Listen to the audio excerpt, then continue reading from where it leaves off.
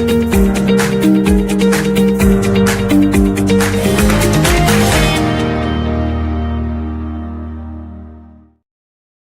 hello, everybody. Welcome to Energy Realities Podcast. It is Monday morning. That means we've got a fun energy topic going on today. And today we are going to be talking about the dark realities of energy, wind energy. And I have the Irina Slav out of Bulgaria. And I mean, not just the Irina Slav, but the one and only with the Irina Slav.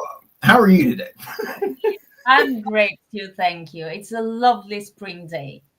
Oh, now how's your garden going? Is it really going out there? Oh yeah. Now that the weather has warmed, everything is growing. Mostly weeds, but the my vegetables too. Mowed weeds look great. They do. Yeah. The next day, though, they look terrible. And joining us today, as always, is David Blackman. He is a legend in my mind because I copy most of his work. How are you today, David? Oh, I am just happy as a clam to be here, folks. Just really happy. Are you related to Eeyore?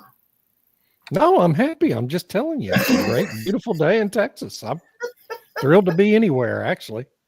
Well, our topic today is about wind. And I mean, we've got some stories lined up and everything else around here. I'll tell you, I'm a little bit surprised about some of the changes that are going on around the world as we sit here and try to.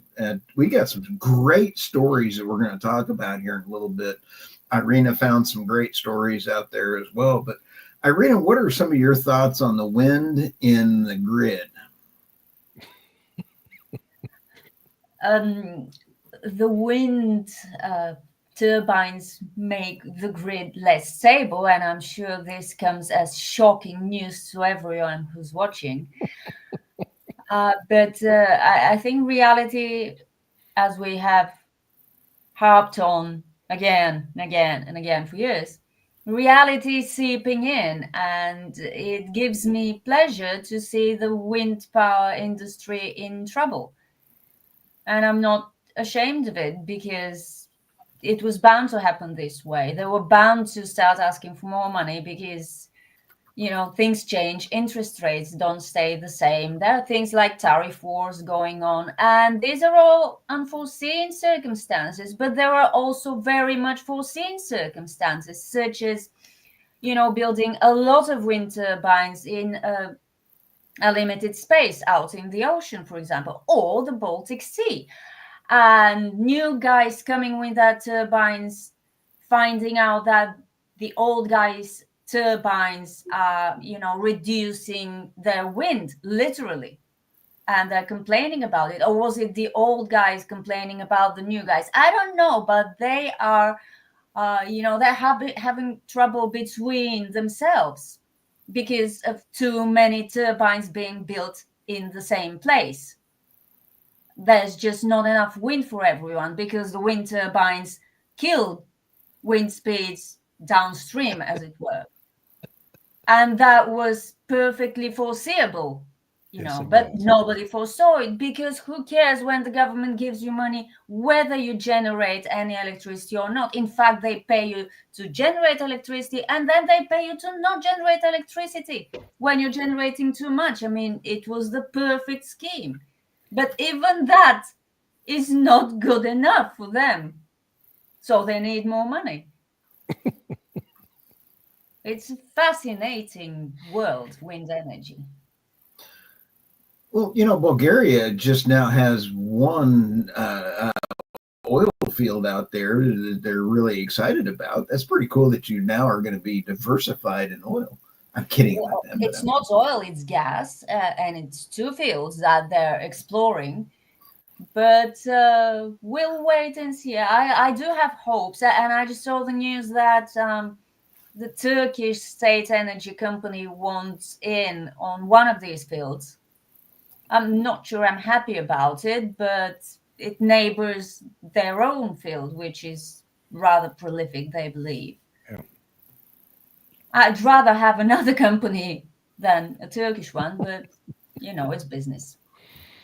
Well, Turkey at least does have a long and productive history related to oil and gas, going all the way back to the late 19th century. So they do have some expertise in the area. I mean, it is not the best government, I guess, to be dealing with, though. Yeah, and we have bad history with them. Yeah, they're not. It's not unheard of for them to try and be territorial to other people's territories. Yeah. To put it really delicately, but we'll see how it goes.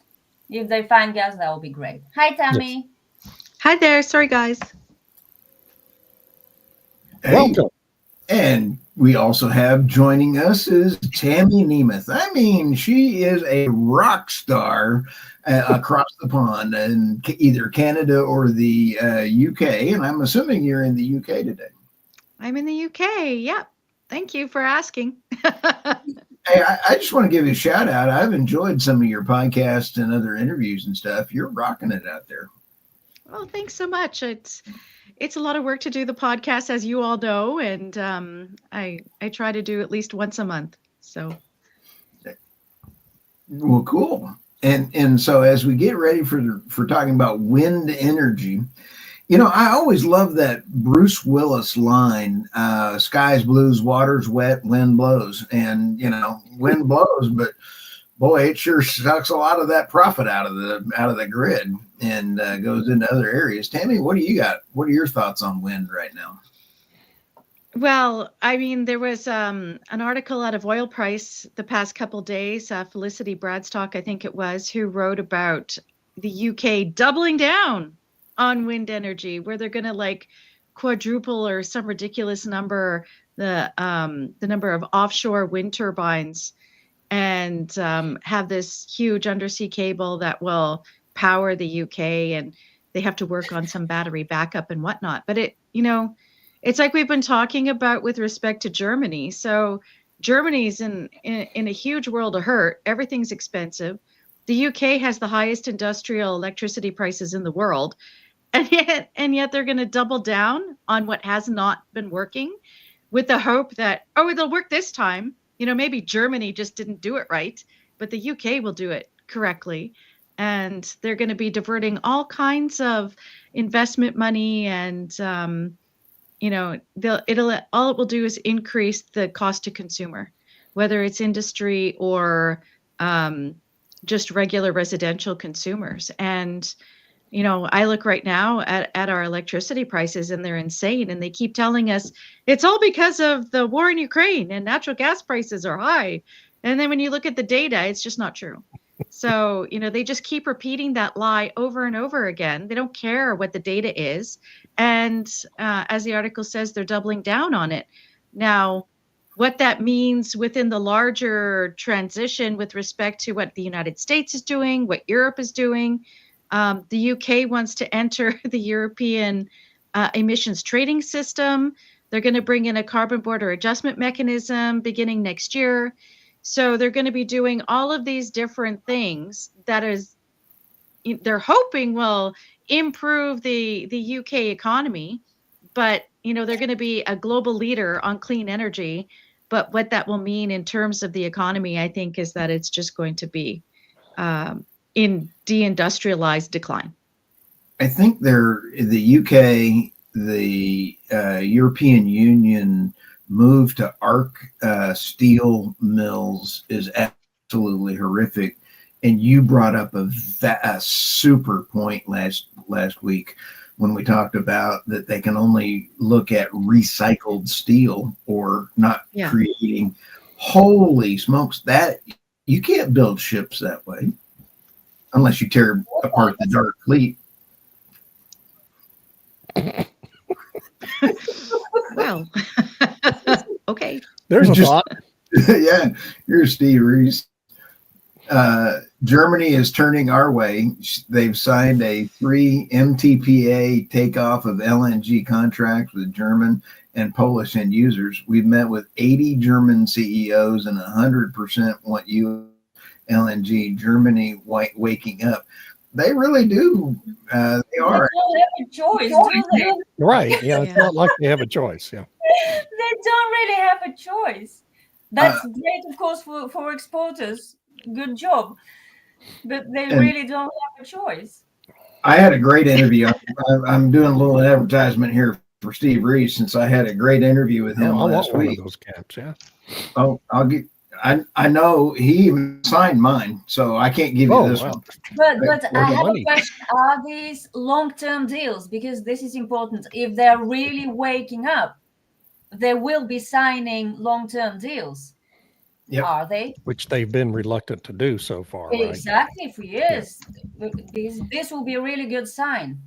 One of the things I have to admit about Steve is that A, he knows what he's talking about, and B, he's much better looking than I am. So, but the important thing is that Steve, his company has, they have audited a huge, significant chunk of the natural gas in the United States, as far as in the pipelines, and he's working with data centers and all of those kind of things. Oh, look at this. He's 10 to 20 years. Well, that's Good.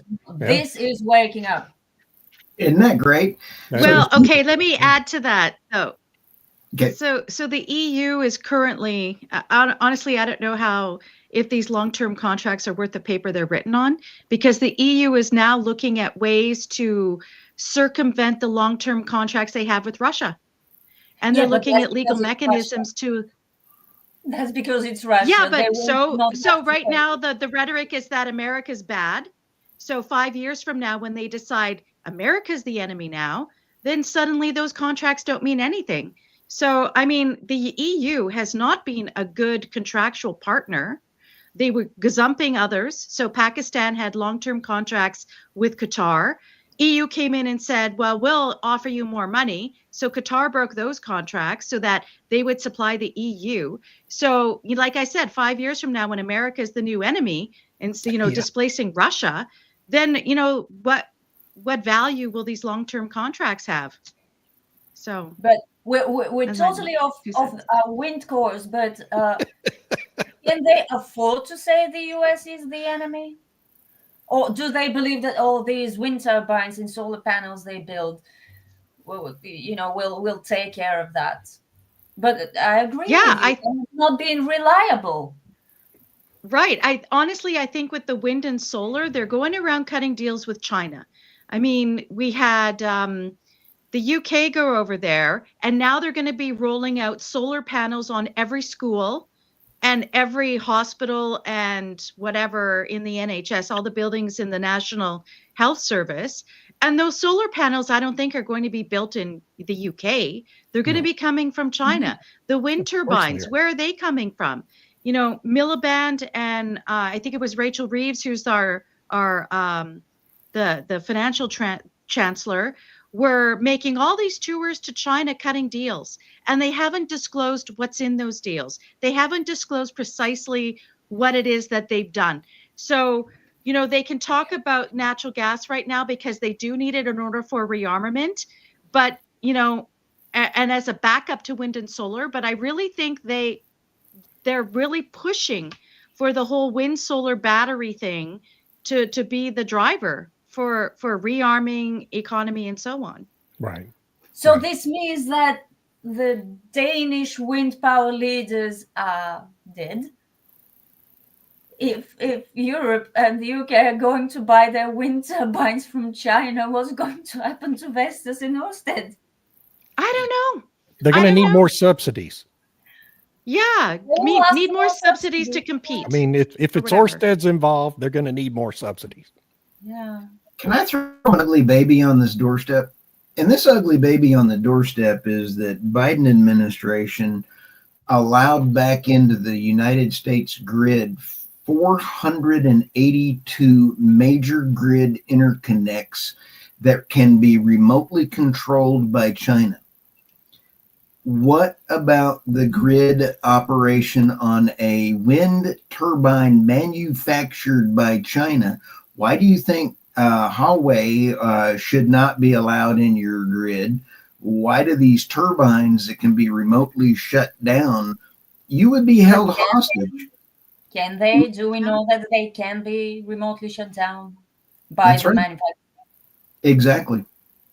Just thought I'd point that ugly baby out. This sounds strange to me. Sorry for playing the skeptic, but it sounds strange.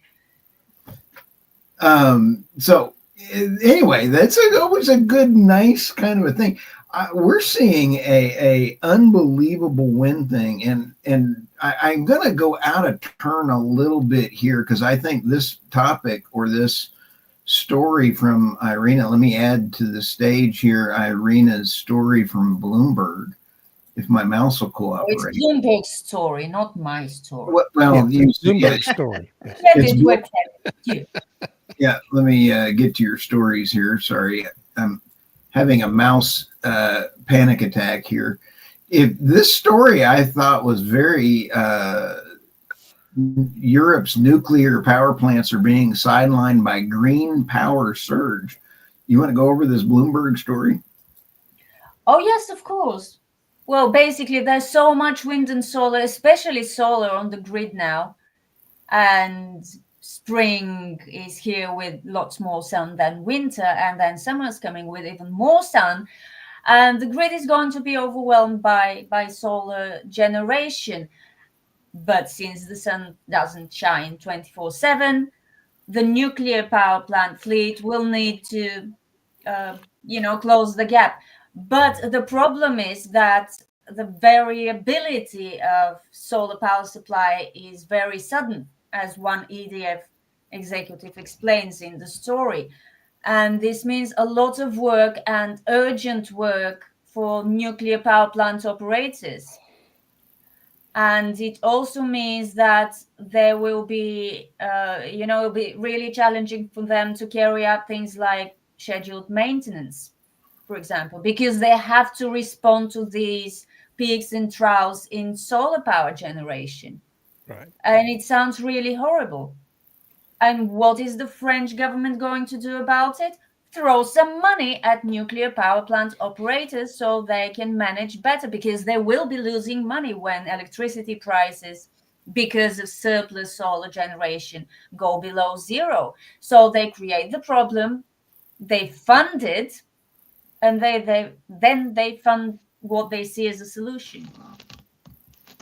And they're going to pay utility scale solar generators to not generate when there's not enough demand.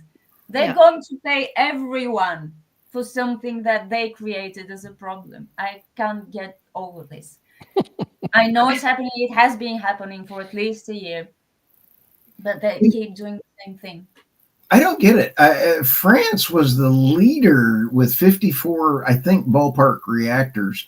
Of their 54 nuclear reactors, they let their maintenance go away. We've talked about this before. And so that they were only operating at 25% for quite a while because of their maintenance problems. And so the green renewable wind energy thinks they look good, but what do they actually sound like or look like? I've got a video of what the wind energy thinks it looks like versus what it might actually look like. David, what do you think? Should we play that now? Go for it.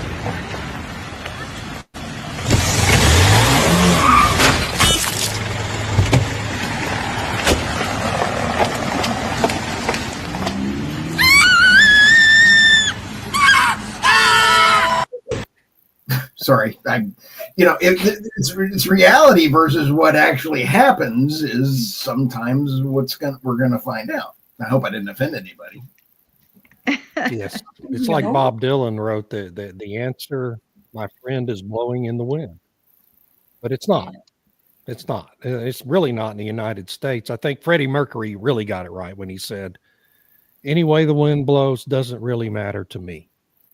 And that's where we are in the United States, I think, after Doug Burgum issued his halt order to Equinor on the Empire Wind project. You talk about the high rates that have to be paid to these wind projects. The average per kilowatt hour rate paid by New Yorkers is about $36.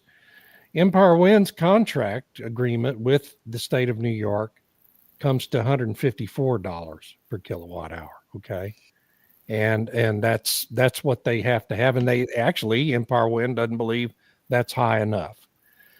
Well, Doug Burgum and the Department of Interior decided, based on input from the Commerce Secretary, that the environmental impact statements that have been created by the NMFS, National Marine Fisheries Service, were not adequate as required under NEPA.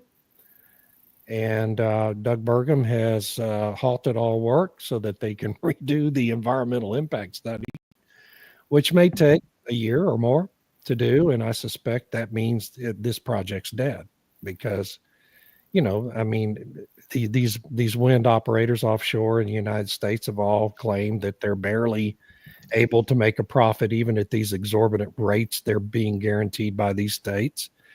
And all the subsidies they got from the Biden administration, those subsidies are going away. Now they're going to have to comply with the same regulations the oil and gas industry's been complying with in the U.S. offshore for decades. Suddenly, they're actually going to be applied now to the big wind industry. And I suspect every project in federal waters in the North Atlantic that's under construction today will end up going away as a result because they can't comply with those requirements, as we've seen evidenced by the carcasses of upwards of 100 whales now washing up on the shores of New Jersey and New York and Massachusetts over the past 2 years since those projects began to be constructed. Were rushed into construction by the Biden administration. This is one of the great atrocities in the history of the United States energy business. And this administration, I suspect, is going to expose it and cut it off. Now, there are some projects in state waters that the governors have control of out there, and that I don't think the federal government's going to be able to shut down. So they'll probably go forward anyway. I think some of them are already producing a little bit. But in the federal waters, I don't believe we're going to have any kind of offshore wind industry. So that's a wonderful bit of news for the United States. And then we have, what was the other story, big story last week? I've forgotten. It's terrible being old. What was the other thing? No, it's all this information that flows you. But David, may I ask you a question about wind? Now that the federal government is so clearly not in favor of wind power at all costs, have you noticed any signs of wildlife conservationists starting to speak up more freely about the damage to wildlife that wind turbines do? No, they're all outraged at the government for interceding in the construction of the project. But there were people, actual conservationists, who, drew public attention to the fact that turbines were killing bats and the eagles and other birds. Well, yes, but not the big groups. Yes, local conservationists who are really concerned about endangered species and the whales and the fishing industry and all that. Yes. Those have been speaking out and all along in opposition to these things. But the national organizations like the Sierra Club, PETA, all these high billion-dollar groups that claim to be fighters for animal rights have been silent on the subject. The club, the position club. So there are good people in the environmental movement. It's just not any of the ones you hear about on the national news. Yeah, no, they don't have the same network. More loudly, they might get more time in the spotlight, as it were. Well, the problem is that the mainstream environmental movement would see anyone speaking out against, like raising concerns about wind and solar, as being those who are trying to slow it down. Yeah, and they have a certain word for that. I can't remember what it is. But you're a delayer, denier, and something else. Delayer. A delayer. So the other story I wanted to refer to is these two new studies that have been published this year showing the onshore wind industry is decimating the population of golden eagles. The population of golden eagles in the United States has fallen from 80,000 about 15, 20 years ago to now around 32,000. It's teetering on the precipice of being a threatened species under the Endangered Species Act. And a lot of those deaths are due to the continued construction of these massive wind towers in known golden eagle habitat areas and migration corridors. And it's not just golden eagles, of course, it's bald eagles, it's all manner of migratory bird species that are being decimated by these wind projects. It's a really bad problem along the Texas Gulf Coast. Since they began, they covered West Texas in these wind projects, and now they've, over the past 5 or 6 years, built a bunch down in South Texas. And that's one of the most prolific migratory bird corridors in the world. Okay. Billions and billions of birds use that corridor every year for migrations between Central and South America and Canada. And they cite these things where they know these species proliferate, right? Because that's where the wind blows. So it may not matter to us, but it matters to the birds and the bats and the insects and the whales where these things are sited. And I think at least in the United States, it's going to go away, or it's going to be heavily restricted. But as y'all mentioned, in the UK, they're tripling down on failure with the wind industry. At least the Germans are waking up, which is probably good news for the whole continent, actually. If Germany's finally waking up, that probably means the whole continent is going to wake up on this stuff. So I hate the wind industry. I really do. I won't pretend otherwise. I feel a lot less passionate about solar, but for a lot of reasons. But I'm really glad to see the wind industry, about to go away, and I think it can't happen soon enough. Yeah, I think. Let me throw this out here. The doctor, let me find his doctor, and I really apologize for butchering your name, sir. Dr. Singh. I'm going to go there. Rajendra Pratap Singh, yes. Yes, thank you. Xlink's planning to generate wind, solar, invest in Morocco and put it into the UK grid through sea cables. The amount of energy loss through grid interconnects is substantial. It's the most harebrained thing ever. I don't understand. Energy security starts at home. And it really is kind of like, when you go to church and you hear great singing, the person standing next to you think they're really sounding great, but they don't sound very good at all, but yet you can't laugh because you're in church. Well, imagine if you are the wind energy and all of a sudden you have some kind of, you think you sound great. I've got an example of what the wind industry thinks they sound like. They think they sound good.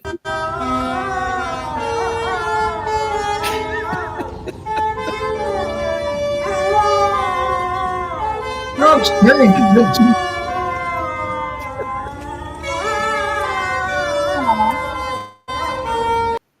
Anyway, sorry. I don't understand grid interconnect. I want to teach my cat to do that. Yeah, good luck. Yeah.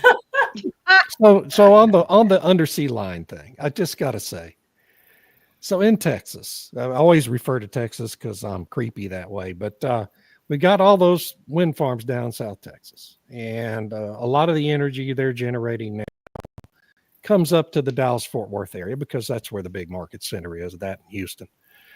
Well, the line loss just in those 300 miles between those South Texas projects and the Dallas-Fort Worth area is 15 to 20% line loss. Okay. What's it going to be on a 1,000-mile line? I don't know how far it is from Morocco to the UK, but it's got to be 1,000 miles, right? Maybe I'm overestimating, but let's say it's 1,000 miles. You're going to lose half that energy doing that. It's insane. And what does that mean? It's going to be incredibly expensive energy because of the line loss.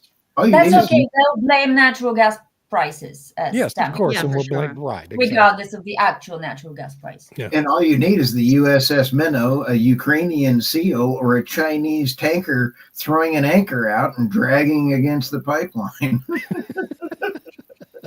So in the one of the complaints by Xlinks is that the UK government is dragging its feet on approving this deal. And right now it's in its pre-examination stage. So I don't know how long it'll take for them to actually make a decision. I suspect with this government, it'll be sooner rather than later. But for all the talk about energy security, and we have to have offshore wind because, oh my gosh, we don't want to be subject to the other countries controlling the oil market or the natural gas market, but you're going to get your electricity from Morocco? Like, how does that make any energy security sense? Where you're now dependent on a North African country, you want to have interconnects from France, from Denmark, from Norway, from Finland, wherever, all these different interconnects, which then means the UK is dependent on all of these other countries for their electricity. And if the whole under net zero, if everything's electric, then now you're subject to the vagaries of these different jurisdictions. That is not sound energy security policy. So I think it's absurd to do that. Never mind the fact that it's going to be destroying the natural environment of Morocco to install all these wind turbines and solar panels. And if they do the wind turbines, I've been doing research into the climate and environmental effects of wind power because I wanted to know what have been the studies on this kind of thing and what have they been saying. And it actually turns out that wind turbines in already dry regions dry the soil out even more, down to like quite a significant depth of soil. So it bothers me when jurisdictions like Texas, like Saskatchewan, like Alberta, which are dry, arid, semi-arid areas, are installing more and more wind turbines and then wonder why there's an increase of drought. And why is it being so bad? Well, because in these microclimates, in the regions, it's actually drying out the soil. It heats the air. So then they're complaining that with climate change, the nighttime air is getting warmer. Well, with all these wind turbines, that's one of the profound effects is that it increases the temperature at night by about 1 degree Celsius. So we're supposed to reduce climate change by keep it to 1.5, but you're increasing the nighttime air temperature with wind turbines by at least 1 degree, depending on your jurisdiction. So, I mean, it makes no sense to be investing in these kinds of things if you're worried about climate change, because they're affecting the air currents, the temperature, the soil, the wildlife, with the birds and the bats and the whales and everything else. So, great point. Wow. So I just did a little Googling. It is 1,638 miles from Morocco to the UK in a straight line. So it'll be 2,000-mile long cable by the time you get it out and do the windy path you're going to have to do in the ocean. How much line loss are you going to have, even with high voltage direct current to control the line loss? And they're going to change weather patterns, because this last point from Jason Rondeau, there was research from a couple of scientists a couple of years ago precisely about utility scale solar in the Sahara Desert, which is the grand idea. North Africa, the Sahara Desert is so big, we can just cover it with solar panels. No, we can't, precisely because it's so big. If you cover it with solar panels, you will change the weather patterns all over the world. But the good news is that NOAA and the Met Climate Office will put numerous temperature stations there so that they can claim it's the hottest month ever. And that's not because of the solar panels, it's because of climate change. Right. And then they manipulate the data. Let me throw this number out here, because this is very important, Tammy, and you guys have all brought up some fantastic points. But as the subsidies, because in the United States, I've been trying to get the numbers, And 4 years is the average lifespan of a wind turbine before they start trying to upgrade the nameplate through subsidies, because they're not going to last 20 to 30 years. They're going to last 4. And so now that those subsidies are drying up, we're going to see another pattern start to emerge. And that is, I'm seeing those as I drive between houses in West Texas, a lot of wind turbines that are just frozen up and looking pretty hideous. They look kind of like Nancy Pelosi, out in the middle of the desert, all frozen up like they've had, and they've got no maintenance going on. We have, did I just say that on live? Nancy Pelosi's eyebrows, is that what you're referring to? Yeah. Say that live. So, but it's 75,633 wind turbines on the United States ballpark grid that I can figure out. And in order to do reclamation on those wind turbines, it's going to be 350,000 to 925,000 ballpark dollars in order to just get them taken down and hauled off to either recycle the steel and then put the blades in a boneyard. And you ought to see some of the boneyard pictures that are out there. This is a global problem, and I'm going to pose this out to the team. When you lose the subsidies of the tax credits around the world, because I think this may catch on, that fiscal responsibility may be coming in line with a bunch of things. How is this going to impact the land reclamation? Because Warren Buffett, in a Daily Caller article in 2014, said, "I will do anything that is basically covered by the law to reduce Berkshire's tax rate," Buffett told an audience in Omaha, Nebraska. For example, on wind energy, we get a tax credit. We build a lot of wind farms. That's the only reason to build them. They don't make sense otherwise. I've been hammered for saying this exact thing, but because he's Warren Buffett, though. He can get away with it. He's much better looking.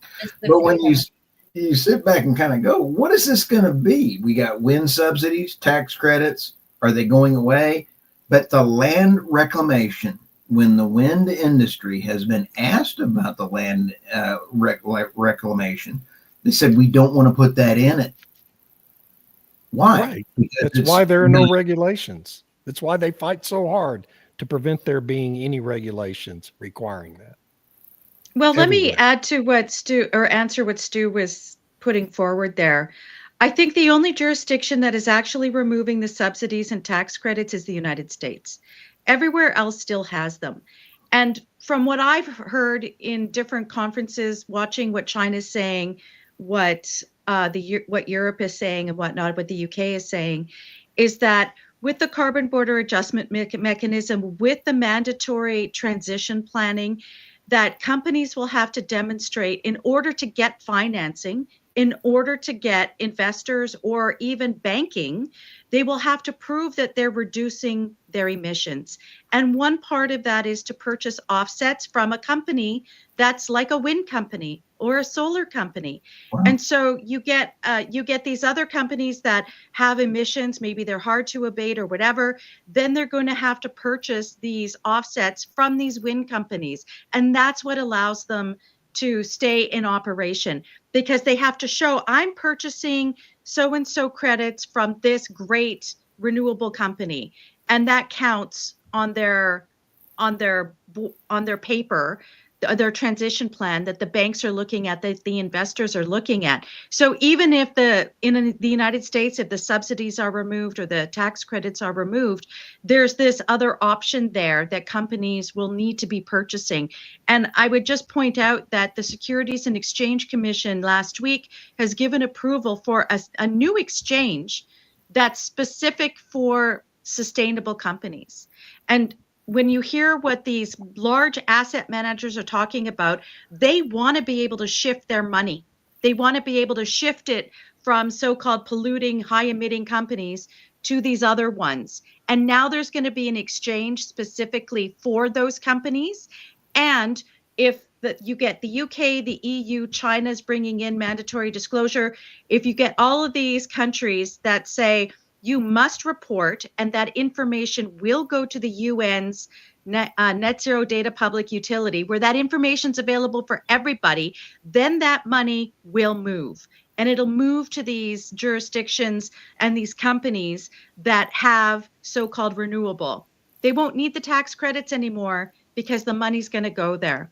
I don't know how that'll work for pension funds that require return on investment, because there's no guarantee these will actually have a return on investment. They will still not make money. Right. If they could make money, they would be making some, but they will not be making money. Sure, wind power operators may start asking about more subsidies so frequently when, trade with carbon offsets picks up, but it will not be enough to make the whole industry profitable, because at one point there will be too much supply. It might exceed demand. I don't see this. I have no idea how these people, these big asset managers, how they imagine this could actually work in real life. But When it's the Joanna, only that's game in your- town, right? When you there phase will out still be many the players playing that game, and they will all want to make profits, and it won't be. I agree. They won't be able to.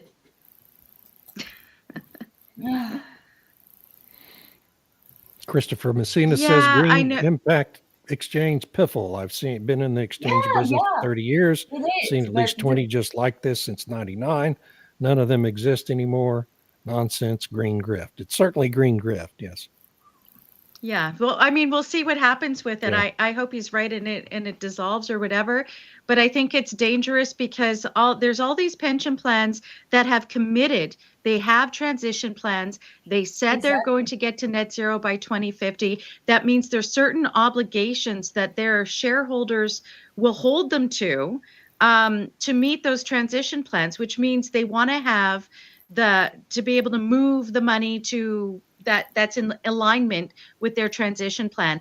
And unfortunately, I think this new exchange is one way to do that, but so is the climate disclosures and the transition plans for all the companies that they want to bring forward. To me, this is just a sort of global Chinese social credit system that's being put together, and the Western countries are acquiescing. Well, I don't know. From the United States perspective, I think so. I just don't know with respect to what the EU wants to do, and if they're actually going to fall apart or if they're going to keep driving this forward. But then I'm there trying are to keep up also with the comments here. sorry. I'm sorry. I'm just saying we're getting a lot of great comments. So go ahead, Yeah. Irene. Sorry. There are those saying that ESG investors should go into oil and gas. So, To phase them out. The To narrative, phase them out. yeah, maybe because they're making money. I think the narrative is not as monolithic as it was just a couple of years ago, with all these U-turns that big oil is making. I think there's a certain fragmentation, at least in the narrative going on. And now the EU is thinking about relaxing its methane rules for US LNG. So, nothing that sounds like it's set in stone is actually set in stone, regardless of how much its architects want it to be set in stone, because they want. So, yeah, we'll see what happens. Oh, this is great. This is the greatest quote of the week. Yeah, I agree. I'm sorry. I had to put this in. David Turner writes, now it's been confirmed that a bloke in a dress with a gender recognition certificate is not a woman. Can we agree that a wind turbine with a renewables obligation certificate is not a dispatchable power station? Really, that was fabulous. Sorry. Tammy, was that you? Yes, thanks for highlighting. No, Irina had put that. She's like, I forget what you said on your Substack note when you saw that you gasped. Very that accurate, I think. Yeah. Sorry, Tammy. I'm trying to get to your stories here. There you go. You had some great stories this week. So I wrote an op-ed with Ron Wallace, who is a former board member of the National Energy Board before it got dismantled by the Trudeau government. And they created some new impact assessment Canadian energy regulator that is not so good. But he and I wrote an article about the carbon border adjustment mechanism, because this idea is being floated by Canada, by Mark Carney, of course, that this is something Canada needs to do to be in alignment with the EU and to increase our trade and so on. We published this on Energy Now. It's a great online news source for all things related to energy. But I wanted to just point out one aspect of it, and that is, people think that a carbon border adjustment mechanism is really simple. You pay a carbon tax and we pay a carbon tax, and whatever the difference is, that will be the equivalent of the tariff. But it isn't. It's like this whole regulatory structure that gets established where you have to have emissions accounting, third-party verification. It then needs to get verified by the EU in order to get this certificate. And then after that, they'll make a calculation. So you have to set in place all this bureaucracy before you figure out how much tax you got to pay. I mean, it's ridiculous. And then the second one would be this Energy Regulation Quarterly had a brilliant piece called Chasing the Wind, the value of wind generation in a low emission nuclear and hydro dominant grid, the case of Ontario. Ontario has been subsidizing its wind power for a long time. They have to pay the United States to take the excess energy quite often. And so a regression analysis was done in order to say what the cost benefit of the wind power is on the grid. And it actually is a cost of negative $127 per megawatt hour. So when you do a cost benefit analysis, it's in the negative. It's a significant cost. And so I highly recommend this article for just laying out a proper cost benefit analysis and then projecting forward for up until 2030 what the likelihood is of cost benefit, and it's a significant cost. So yeah, that's cool. Yeah, thank you.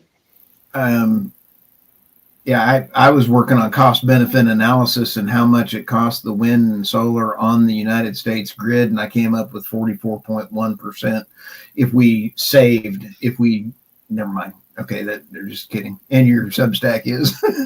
Yeah, the nemewithreport.substack.com. I had a podcast interview with Brendan Long, and he wrote this great book called Energy Shock. So that's my Substack. All right. Let's go to who's next on the block here. And I have got to get a new mouse. Okay. Oh, that's me. So the first one is the Department of Interior restarting the offshore leasing plan for oil and gas that the Biden administration had illegally suspended for 4 years under all sorts of different false pretenses. We're going back to regular order now. Going to do a new 5-year plan that's going to involve a lot of new lease sales in the Gulf of Mexico, Gulf of America, Atlantic Pacific, Alaska. It's essentially a return to normal order, although the news media will portray it as some radical new idea.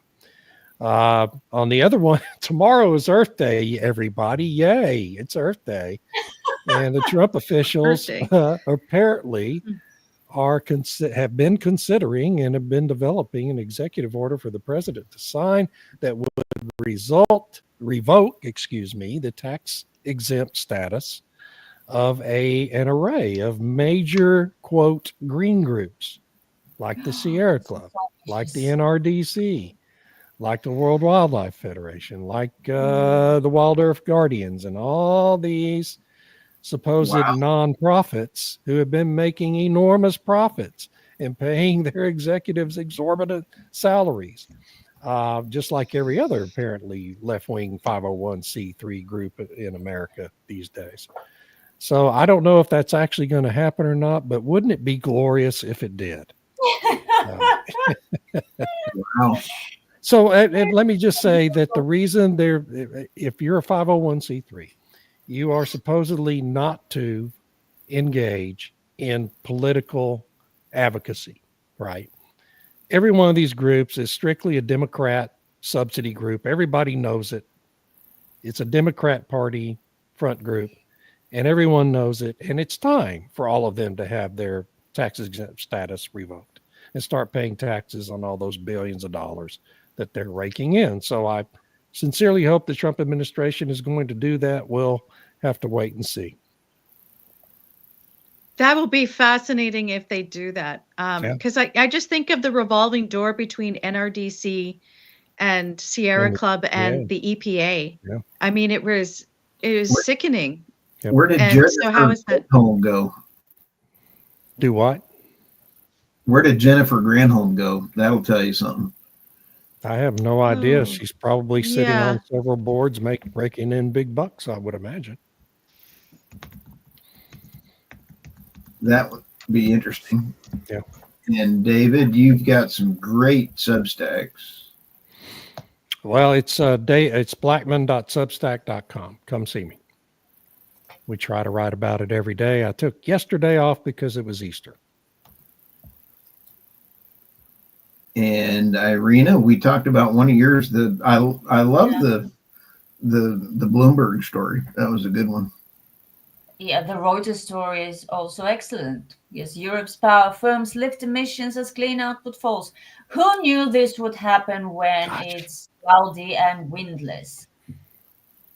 I don't even know what to say because the headline says it all. Because during the first months of the year, it was winter, and the wind wasn't blowing very much, and there was no sun to power the panels. Europe was forced to use its gas and coal power plants. If you have nuclear, you have nuclear, but overall emissions actually rose, which proves pretty conclusively to me that the number of wind and solar installations you build has no bearing on your energy security because of seasonal factors, such as amount of sunshine and amount of wind. And the argument that many people, transition advocates, put forward that if we build more wind turbines and more solar installations, they will produce more even in unfavorable weather periods, and this will help boost overall electricity output. Clearly, this is not the case, and emissions will rise regardless of the number of these installations, which brings me to the comment of Dr. Singh, who asked, do we have any alternative to wind PV and battery storage? Yes, we have. Coal, gas, nuclear, and oil for the cars. But assuming you believe that we are facing an existential crisis of a changing climate, because climate used to be fixed and unchanging 150 years ago, then we are dead, because these alternatives are non-viable. They depend on the oil and gas industry, and they're not a solution to this, imaginary problem. Yeah. Assuming this problem is not imaginary. So isn't that the real alternative? And wait for all of us to die. Sorry, David. Yeah. Isn't that the real alternative, to stop obsessing about the amount of plant food in the atmosphere? It's the basis for all life on planet Earth. It's not a pollutant. Stop it. And it's not changing the climate. And the sun is changing the climate, as more and more people are starting to, to say, because they got brave by what Trump is doing, apparently. At least I don't have any other explanation. I think that Trump and his really vocal opposition to the whole transition business has indeed emboldened a lot of researchers to speak up, to speak out. And I think this is very good news. They were starting to speak out before Trump. But the other thing that's going to embolden them is the fact that the money flow is going to shift, right? The federal government is not going to only be paying. Right. I mean, Yeah, that's not really a good thing. I don't want Right. somebody to be saying we have no problems whatsoever because they're being paid to say that. To say Right. that. Yeah, exactly. I agree. I agree. No, but what I'm saying is we've had this incentive in place for every climate scientist, person who calls himself a climate Yeah. scientist, to intentionally rig their studies to show climate Yeah, I change so agree that with they that. can get a Yeah. federal subsidy for it, federal Yeah. grant. That's They're all gonna- changing. Well, now. yeah. And so Yeah. you're going to I see mean, a it's lot more, less of that. I think that's part of it. It's more complex than that. I think Roger It is, Pilcher yes. Jr. has spoken quite strongly about the sort of caretaker effect of journals. And I mean, if you're a research scientist and you want to get published, publication is how you get promotion. And if you can't get published because you're not speaking to the right ideology, you know, not saying the right things about climate, you're going to say the right things about climate to get published, Yes. unfortunately. So I don't know how that changes. Yeah, okay, maybe the money's not there, but I don't know what stops those gatekeepers from, you Well, know, I you should don't behave know more that ethically. either. Yeah, All I'm it's saying money. is you're going to have competition now because Yeah, you're going to, yeah. it's not Exactly. going to be a single qualification to get a grant like it has been for 25 years. Yeah, and I mean, we should all want accurate science, accurate studies Yes. that are ethical. Prove to me that the wind turbines aren't drying the soil, aren't changing the weather patterns, aren't changing local and regional climates. And okay, then we can have a conversation. But you know, those things need to be taken into account when we're considering any of these things, because it's about trade-offs. You know, Dr. Singh asks, is there alternatives? And Irina gave it a brilliant answer. But because it is about trade-offs. Do we want human prosperity and flourishing, or do we want suffering and all of these other things? And I agree with Alex Epstein when he says that hydrocarbons make us safe from climate. Climate's changing. It will always change. There's not much, we affect things, maybe not in the way that we think, but in order to weather those changes, you need to be strong and resilient. And hydrocarbons at the moment allow us to do that. So does nuclear. So, you know, we should be investing in the things that allow us to be resilient and to adapt. And I see less on adaptation and more on just changing things, which isn't, I don't think it's a good priority. Totally agree. I- Yeah, that's my Substack. There's your Irina Slavova. I love your Substack, by the way. I listen Thank to you anytime I can, so it's kind of cool. And then to be or not to be, Russian LNG revisited. This was actually from Cyrus Brooks, who I've interviewed on the podcast several times, and his dad from RBAC. I did not have this on my bingo card, that there is discussions about having the United States be an intermediary to manage the Russian natural gas pipeline into the EU. I did not have that on my bingo card. But, you know, think about it. They don't trust Russia, but they might trust the U.S. I don't think it's going to happen. But when President Trump asked our Secretary Wright, would you mind managing a Russian nuclear plant in Ukraine? He said, sure, boss, I don't mind. Hey, if he says, hey, Chris Wright can manage it, I bet he could. So an Did they interesting. ask the Russians? Do what? Did they ask the Russians what they think about this? yeah. I don't know. I know that President Trump does not have the information he needs in order to make a deal. Secretary Rubio basically said, we're going to give them a few days and either we're out or we're into a peace deal. Yeah, please give them a few days and no longer than that. Exactly. Yeah. His team does not have the deal. And I've been saying this for months. All Putin has to do is nothing. And why would he want to help the EU when the EU's been breaching all of the deals with Gorbachev and Reagan? So, you know, I don't know. Anyway, the other story was what more on online topic. Clean energy projects in the United States have been lost in the wind to the tune of 8 billion. But how much cheaper will our electricity be? I kind of enjoyed writing that one. That was a lot of fun. We got some great feedback on that. And you can find me on the energynewsbeat.substack.com or on energynewsbeat.co or energynewsbeat.com. And we have had a hour-long discussion here today, gang. This was absolutely a lot of fun.